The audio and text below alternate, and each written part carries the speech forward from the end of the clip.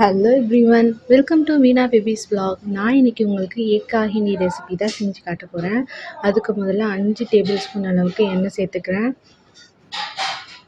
கூடவே 3 ஆனியனை 3 ஷேப்பில் கட் பண்ணி வச்சுருக்கேன், தின் ஸ்லைசஸாக. அதையும் ஆட் பண்ணிவிட்டு 2 க்ரீன் சில்லிஸை ஸ்லிட் பண்ணி மெலிசாக கட் பண்ணி வச்சுருக்கேன், அதையும் இது கூட சேர்த்துக்கிறேன்.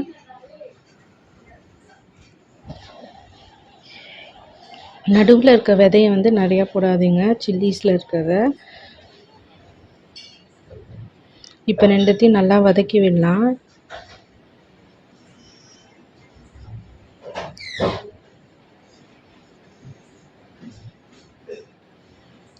இது ரெண்டும் நல்லா வதங்கினதுக்கப்புறம் 1/2 டேபிள் ஸ்பூன் சால்ட் சேர்த்துக்கோங்க. சேர்த்துட்டு இன்னும் கொஞ்சம் நல்லா ப்ரௌனாக வதங்கணும். வதங்கினதுக்கப்புறம் இப்போ அங்கங்கே கொஞ்சம் ஹோல்ஸ் மாதிரி போடுங்க, கேப் மாதிரி. நான் இப்போ 4 எக்ஸ் சேர்க்க போனேன், அதுக்கேற்ற மாதிரி நான் கேப் போட்டு வச்சுக்கிறேன்.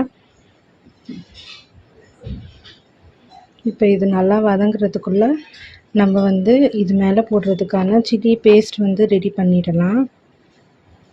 சில்லி பேஸ்ட்டுக்கு நான் இன்றைக்கி 10 பல் பூண்டு உரிச்சு எடுத்துக்கிட்டேன். அது கூடவே 2 ஸ்பூன் வீட்டில் அரைச்ச குழம்பு மிளகாத்தூள், அப்புறம் 1/2 டேபிள் ஸ்பூன் சால்ட். இது மூணுத்தையும் சேர்த்து கொஞ்சமாக ஆயில் சேர்த்து நல்லா நசுக்கி எடுத்துக்கிறேன்.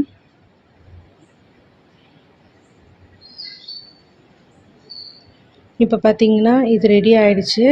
இப்போ இந்த கேப்ஸில் இப்போ நம்ம எக் ஃபில் பண்ணிடலாம். எக்கை நீங்கள் ஷெல்லேருந்து பிரேக் பண்ணி அப்படியே லே பண்ணாலே போதும், மிக்ஸ்லாம் பண்ண தேவையில்ல. நான் இன்றைக்கி 4 எக்ஸ் தான் எடுத்துருக்கேன். ஜஸ்ட் இந்த ஆனியன்ஸ் க்ரீன் சில்லிஸ் மேலே அப்படியே லே பண்ணி விடுங்க.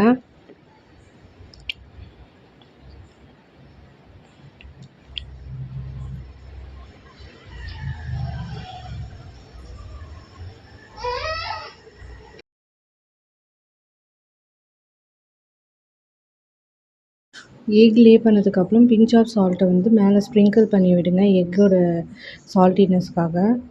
இப்போ எக் தாளம் போட்டு ஒரு 3 மினிட்ஸ் நல்லா குக் பண்ண விடுங்க, மீடியம் ஃப்ளேமில்.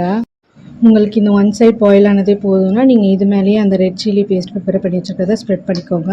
எனக்கு டபுள் சைடு பாயில் ஆகணுன்றதுனால நான் 2 சைடும் திருப்பி போட்டுக்கிட்டு நம்ம ப்ரிப்பேர் பண்ணியிருக்க ரெட் சில்லி பேஸ்ட்டை ஆட் பண்ணிடுறேன்.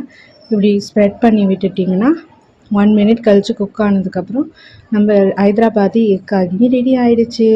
அவ்வளோதாங்க, சிம்பிளாக. இதை இட்லி, தோசை, சப்பாத்தி இந்த மாதிரி டிஃபன் ஐட்டம்ஸ்க்கு சைட் டிஷ்ஷாக வச்சு தாராளமாக சாப்பிட்லாம்.